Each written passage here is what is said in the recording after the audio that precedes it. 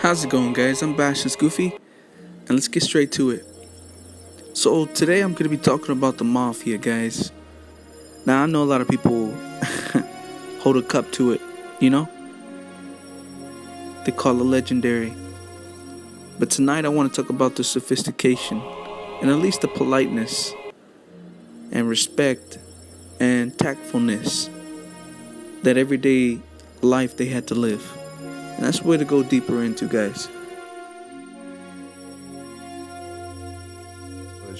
Going in, I would figure out what I wanted, what I would settle for, and I would keep, I learned one very sophisticated meetings, believe it or not. And we had certain rules. If you're a made guy and you're at a sit down, you had to be respectful, no matter what the situation was. In other words, if I'm a made guy and I'm arguing something and I'm lying, and you know I'm lying, you can't call me a liar. If you call me a liar, you lose the argument automatically. You have to figure out a way to make people know that you're wrong, that this guy is wrong and I'm right. And the old timers were very tactful at this. They would try to get you into a trap where you would just say something and you're done. It's all over. So you had to really learn how to respectfully get your point across, and you had to know the mentality of the personality of the person going in. Well, you don't defeat them. These old timers were smart. They were cagey. I had so many of these because it was like every day in my life when I was in the gas business, I had somebody trying to take over, somebody trying to get in. Because, in New York, there's a lot of us. And we were constantly engaging with one another on different matters. And I had a big crew, so the guys in my crew got in trouble. I had to sit down with other people. It was constant way of business. So you learn how to carry yourself there. And it really helped me in my negotiation skills in business. It really helped. Like I said earlier, guys, I want to say I honor the fact that you had to be tactful and strategic and not just point out and make false accusations because it'll cost you your life. I definitely love that part about the Mafia. Now, I do not condone anything from that, but I do enjoy the part where you have to prove yourself, prove the truth. It's always great to let the other person talk. Let them talk. Let them just keep talking. Throw out a word that gets him a little bit and he'll talk more. And as he's talking, you can kind of figure out his mentality, his personality, what you can get out of him, what you can't get out of him. And it helped me a lot in negotiating deals later on. And sometimes you may be the smartest person in the room and you don't want anybody to know that. You just want to keep quiet like you don't know anything. Let them think they're smarter than you. Interesting. And there's other times when you're not the smartest person in the room, but you want people to think you are. So you have to learn how to have that skill. Were you a big reader? People understand, I'm not anti-government. I'm not anti-law enforcement. I have many friends in law enforcement. I have brothers in Christ in enforcement. And I tell people, I have 5 daughters. When they walk down the street, I expect law enforcement to protect them. Yeah. I'm a friend to law enforcement. But what I don't like is when they go rogue and they frame people and they put people away and they destroy lives.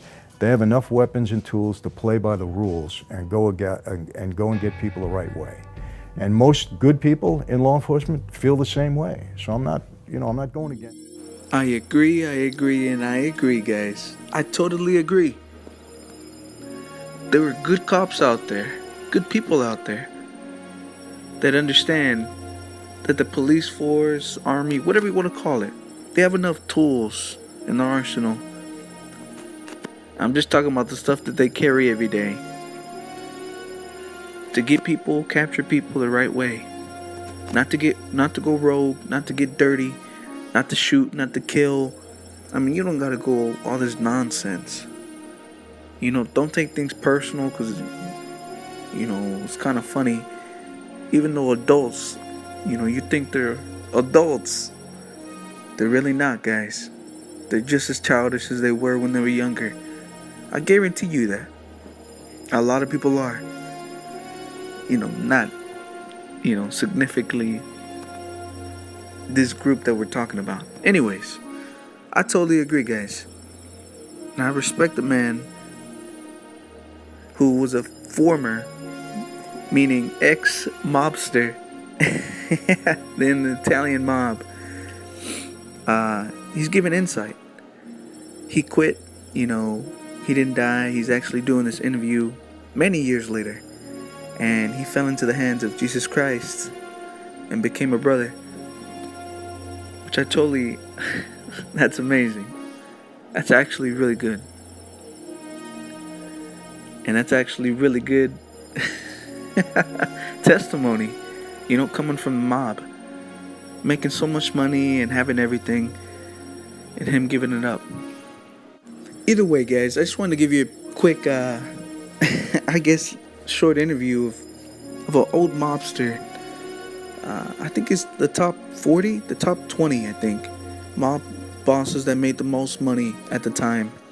You know, that mafia era. But, yeah, guys, I think it's totally awesome to hear testimonies from different walks of life, guys. A real mobster. And then there's a bunch of other people.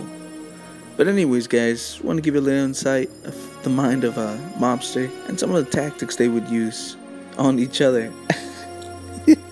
You know, the old saying, you keep your friends close and your enemies closer. Anyways, guys, I'm Bastion's Goofy, guys. If you enjoy the channel, definitely subscribe and hit that notification bell, guys. I'll see y'all later, man. And like I always say, may you live with some passion.